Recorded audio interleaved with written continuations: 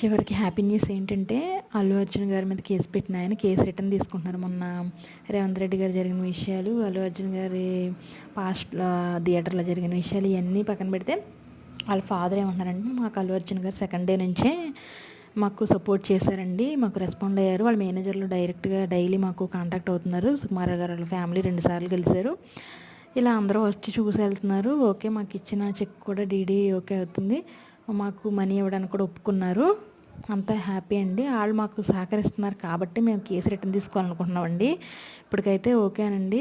Press వాళ్ళు థియేటర్లో అసలు ఏం జరిగిందని అడిగితే, మీకు ఎంత తెలిసిందో మాకంతా వీడియో చూసామండి అని వాళ్ళ నాన్నగారు చెప్తున్నారు.